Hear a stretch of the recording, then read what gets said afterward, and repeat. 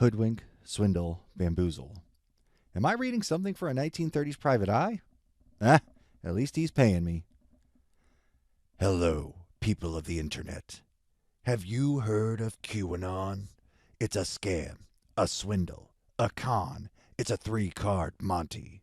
These folks are pulling the wool over your eyes, playing you for a sucker, hitting you with the old razzle-dazzle. And the man to tell you about it is here. From the Poker and Politics Twitter feed, it's the Exit Through the Griftshop podcast. Hello, everyone. Welcome to the Exit Through the Griftshop podcast. And let me tell you, when you've just gone on a 10-minute stem winder and you're really feeling it and you're surfing the wave and those 30 horrible takes that you did that you deleted have all gone by the wayside, and this time you're going to nail it. This time you're going to give the public like 20-25 minutes worth of solid QAnon-based content. And then you look up and you notice you don't have a audio graphic showing the microphone is registering what you're saying. And you quickly pause the recording and throw your headset on to see what you can hear. And you hear nothing because the microphone was not on for some reason. That is incredible. It is awesome. So anyways, this is take 14, I guess. And hope I still have the fire and the passion, because that sucked. But anyways, what I wanted to talk about today was the message of QAnon and how Q crafts that message to make its followers happy. How they want to get people to have a positive reaction to what they're saying and to be invested in QAnon and the movement. And the main thing about this is that they craft that narrative akin to the way a psychic will use cold reading. They will throw out ideas and see if the person that is paying them for their services likes what they're saying. So if a guy comes in, he's like middle-aged or whatever, he might talk about a failed romance in his past, a woman who got away, as it were, and you want to see if his eyes light up or if he reacts to it. He's like, oh, man, you know about Jennifer, and something like that. And if it turns out that he didn't have some loss of love in the past, then you see that. And then you go somewhere else. Maybe he has some financial troubles. Maybe he hates his boss. You just work all the standard narratives and you see what he responds to, and then you just keep working and working and working until he really feels like he got his money's worth. Because you both want the same thing. He came to the psychic to find a credible source that was going to give him good information, and the psychic wanted that cold hard cash. So the two of them are going to have an exchange of these things. And that is what Q is, an online psychic who tells their crowd that the future is bright because all their political enemies are going to be brutally murdered, which is what they've always wanted. And when you read the early Q drops, you see this because Q is very much finding their voice. I mean, they start off by throwing a bomb right away that Hillary Clinton's getting cuffed and stuffed, because they figured that was going to be a winner. They thought that was going to be a slam dunk thing that the people were going to love. So many people hate Hillary Clinton. Throwing her in jail was going to be awesome. This is great. Can't wait to see it happen. But Q didn't really know what the people wanted, so they put out a few tests, a few little trial balloons out there to see what people were responding to. And in Q drop number 3 and also in number 10, Q brings up Satan, because just wanted to get that out there, because they figured that Satanism would be a thing that would rile people up. And it did, and I still hear about it very much now. And the thing that's really kind of funny is that Q doesn't bring Satan up that much after that. There is the famous drop about Moloch, which is the hugest virtue signaling, dog whistling, yo, evangelicals, totally on your side, bro, boom, bro fist. But Q just wanted to dangle that out there, just let people know about the Satanism, as it were. But Q had contradictions early on because, again, they were trying to figure out what people wanted to hear. In Q Drop 4, Q states that there's more good people than bad in government. It's just the bad apples that worship Satan are really kind of ruining it for everybody. And that we just got to root them out, and then things will be good. And then Q immediately contradicts that in Q Drop 15, which is the famous Huma and Podesta are getting arrested on these specific dates. November 3rd and November 6th of 2017 was when Podesta and Huma were going to get sent to the Huskow, as it were. And that didn't happen, and somehow people decided to keep following this guy, even though he was giving very clear, definitive predictions that were not coming true. Because, again, QAnon is people that have gone to see a medium, and they really want that medium to give them good advice. They really want Miss Cleo to tell them their future. This is what it's all about. And so they tried the whole, there's more good people than bad people in government. How do you like that? And apparently they didn't get very good feedback on that because they immediately came out and stated that 70% of all elected officials were going to be put in jail.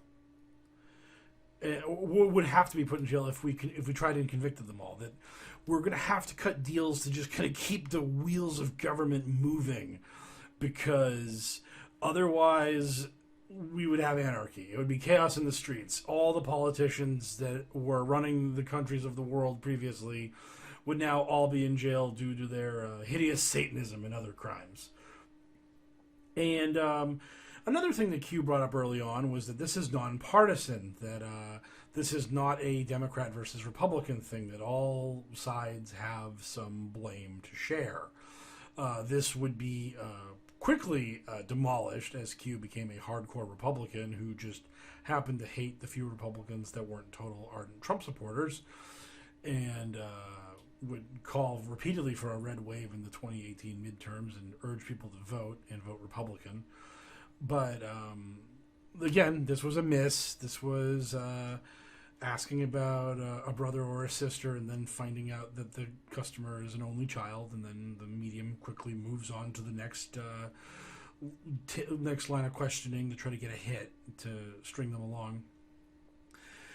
So the whole nonpartisan thing wasn't very well received. So they quickly shifted into Democrats are lying to black people, and eventually the truth will come out.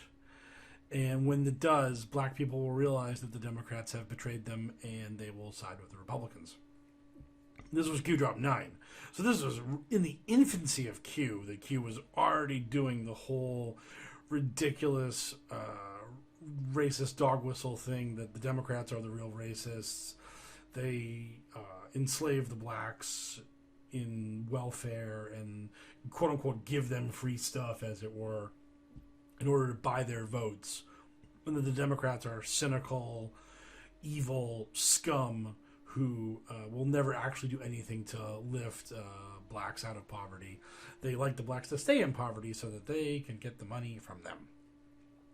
And it's that kind of just trashy, horrible dog whistling that got Q to be very popular. And Q repeats this narrative constantly. It's one of their favorite things to go to when they're not busy complaining about everyone, complaining about them, and screaming, all this for a LARP, and all that kind of stuff. They love bringing up the whole blacks are being tricked by Democrats. Democrats are the real racists. At one point, Q actually posted the same meme 3 different times. Twice it was misspelled, and they corrected it and posted it a third time properly spelled, where it showed a bunch of Confederate soldiers, and it said, the last time Democrats were this mad, we took away their slaves. Because Q likes going down that Dinesh D'Souza, Candace Owens lie about history thing, where they want to pretend that somehow we don't know who was the quote-unquote bad guys in the Civil War. Hint, it was the Democratic Party. Hint, that was over 150 years ago. Hint, things change. See the Civil Rights Act of 1964, which Ted Cruz, in a debate with Beto O'Rourke, even busted out the hoary old chestnut that more Republicans voted for the Civil Rights Act of 1964 than Democrats. Because he knows he's technically correct, the best kind of correct, but also this is a lie by omission, because the whole controversy of the Civil Rights Act was not Democrat versus Republican.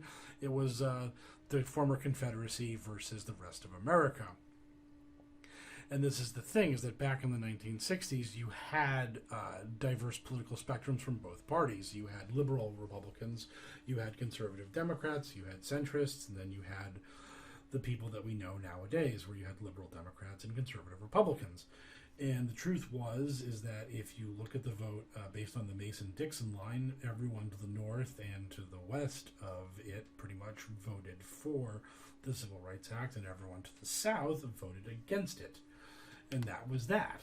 And then after that happened, slowly the South shifted from being Democratic to Republican. And if you want to try to come up with another reason for why that happened, you're more than happy to try. You're just lying and creating revisionist history, and that's fine. You do you, bro. But that's the nature of things. And Q and the people who propagate this false narrative know they're lying, but they don't care because people want to hear these lies, and that's what Q is here for. Q is here to tell pleasing lies.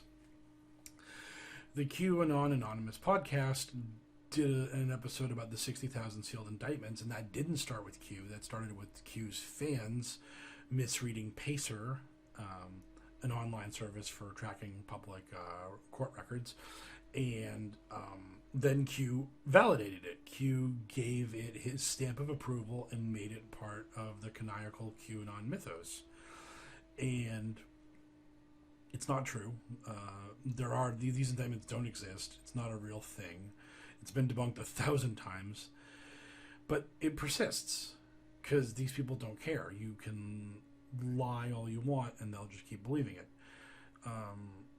Recently, a QAnon supporter posted a tweet about how the stealth bomber's anniversary is this 17th, which is the same day as Bob Mueller's testimony before the House, and Q stole it and made it a drop. Mike Rothschild pointed this out, and again, this is what Q does. Q just takes people's stuff and then just puts it into the mythos of QAnon, because they're not trying to educate and enlighten and actually lead a movement.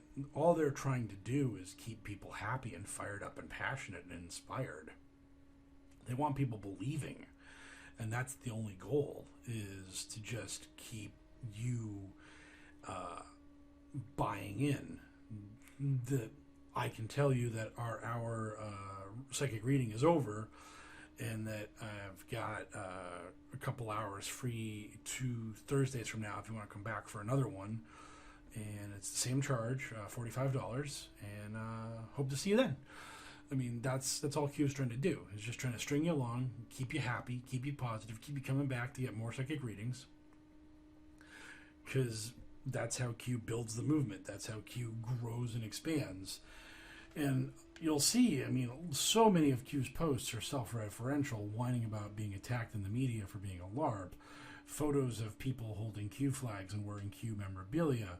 There was that one really psychotic episode that Q had where they literally just Q dropped like 50 people who all posted that they were at a certain Trump rally. And Q was just like, hey, bro, boom, you're at the Trump rally. Hey, broette, boom, you're at the Trump rally. Just going around, just letting everybody know, I see you, I'm following you on Twitter because I'm a weirdo who has nothing better to do than hang out on social media all day, even though I claim to be a super secret spy that's going to topple a global satanic pedivore ring, and thusly probably shouldn't be spending every hour of every day on social media trying to come up with things that I can turn into drops for the sake of keeping you, the suckers, entertained. And this is pretty much how it works.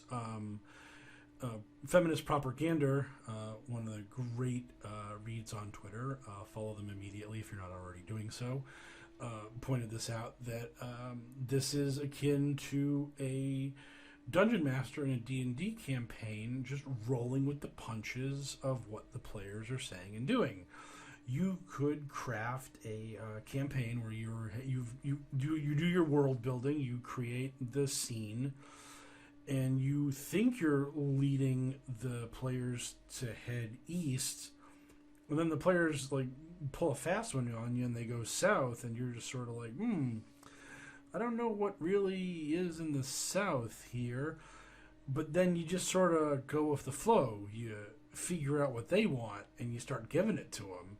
And suddenly, like, they talk about goblins a lot, and suddenly they're fighting the Goblin King and negotiating with him, and it turns out that he has a problem with a dragon, and they need to fight that dragon for him, and he'll give them a bunch of gold. And then when they show up and see the dragon, it turns out the dragon's got a story to tell of his own, and so on and so forth. And you just keep rolling with the punches. You keep just making it so that the players are happy, they're engaged, they're enjoying the show, they're enjoying the session of Dungeons and Dragons that they're playing with you.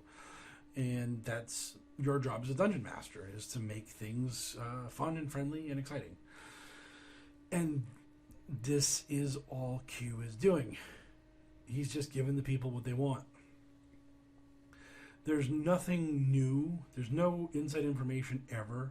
I swear, one of the only Q proofs that anyone has ever given to me that I looked at for a moment and had to be like, technically this is correct, was that Whitaker, the famous big dick toilet salesman guy, Q said that he was going to stay on at the DOJ after he was bumped out of the acting attorney general position after Barr got confirmed. Now, the thing is that this wasn't like the thing where Jeff Sessions tendered his resignation and Whitaker got put in his place. Whitaker was not resigning. There was no statement that Whitaker was going to do particularly anything after Barr got confirmed as Attorney General. And when Barr got confirmed, I mean, generally when you're when you get removed from your job, that's the end. But Whitaker stayed. Q had a drop saying Whitaker was going to stay. And oh, was that thrown in my face? Oh, Department of Justice staffing issues. That was the hat we were going to hang our heads. That was the hat we're going to hang our heads on. I don't know. I can't talk right now. We're 17 minutes in. I'm not stopping the tape. We're running it. But they're going to hang their hats on that. That was so important that they got that right. And then Whitaker immediately left the DOJ like a week later. He stayed on for like, I don't know, 7 to 10 days probably. And then he said, I got better places to be than doing DOJ stuff. Bye now. See y'all later. Buy my special toilets for guys with large penises. And I'm going to go find Bigfoot and all the other crazy stuff that Whitaker was into. That guy was wild. But that was it. I mean, that was the kind of thin gruel they were like really searching for. They were so desperate for anything that they looked at that Whitaker stayed on for a week. And they were like, look, this is proof that Q is real. He took a guess that Whitaker didn't have a job waiting for him at a law firm after he got bumped out of the Attorney General position by Barr. And he stuck around for a little while. I mean, that was it. That was the big payoff. Because there's no inside intel on Q. Everything Q says is something that is known to people who follow the news and know what's going on. The rest of what Q says is just entirely inflammatory. It's just screaming and yelling about Democrats being monsters and bad people, and Republicans being awesome and good people, and sending people on wild goose chases and just trying to get people to be all freaked out about whatever it is that is the current freak out of the moment, or to bring up the gold standard to get rid of the Fed, because that's something that is going to happen sometime ever, or complain about Barack Obama's call sign by the Secret Service being renegade, because that was proof of his duplicity and his treason. I mean, this is the kind of stuff Q does. It's incredibly low effort, low energy nonsense, but it's just there to poke the bear with a stick, get him riled up, get him angry. I remember on Facebook, there was this page, this news page. It got pulled. It was automated, quite obviously. It was called The Patriot, and it would run the same stories over and over again in a loop. And it had just like 5 basic templates, which was like Obama did something terrible that makes you very angry. Another Democrat did something very terrible that will make you angry. Current event that is happening right now is making you very angry. Celebrity does something that should be appreciated by conservatives. We should all support them. Celebrity does something terrible. We should condemn them. Those were the 5 articles. It was just in a loop constantly.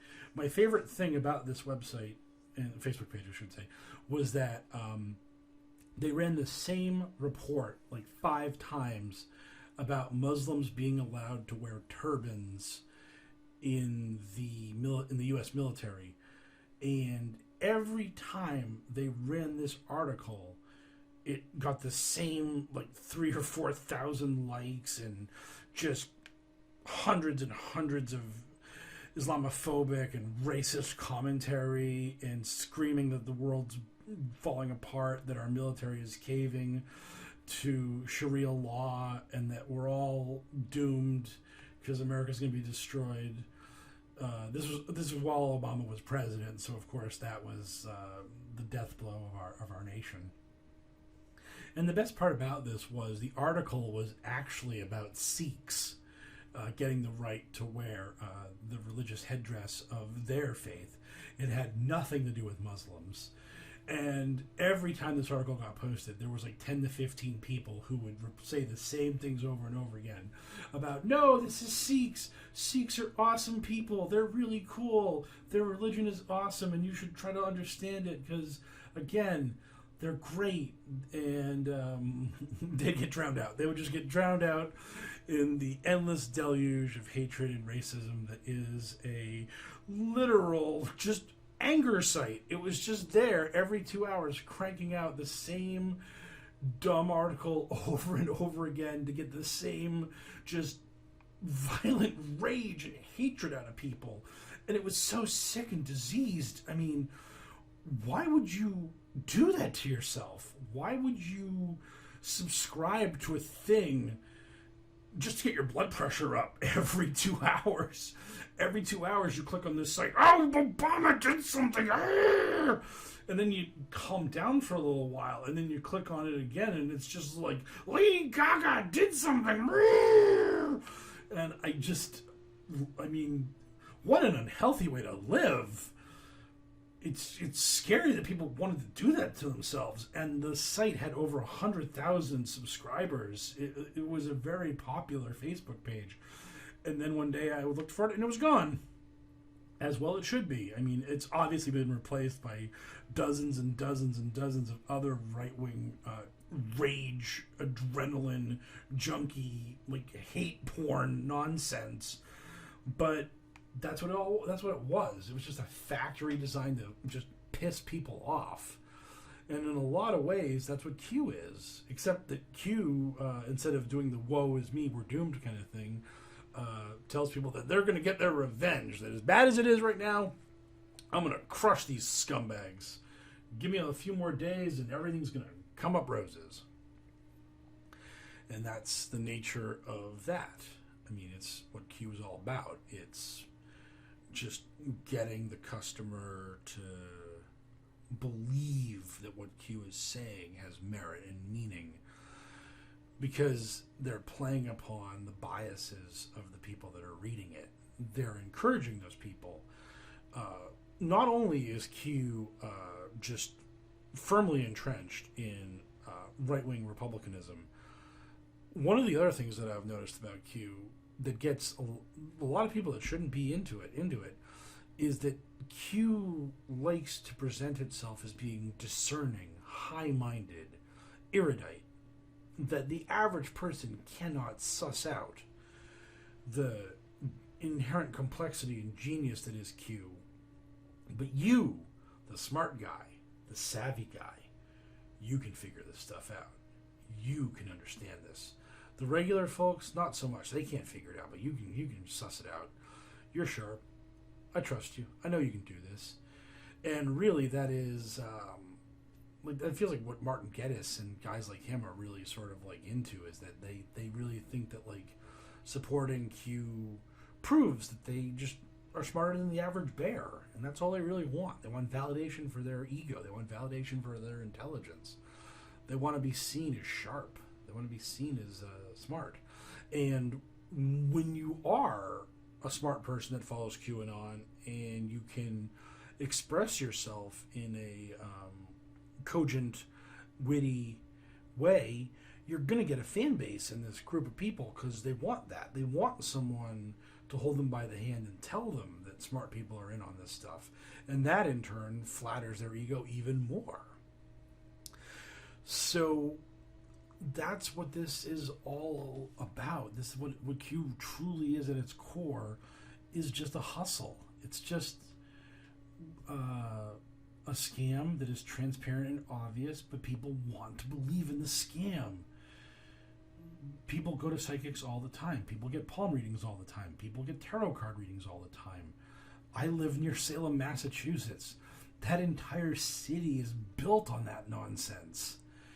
And it works on the same principle. It works on the fact that you're looking for answers. You're looking for something in this world that makes sense out of the mess of the craziness of society and like all the hubbub and the fast pace of the world, and it's all just going so crazy and I don't understand anything.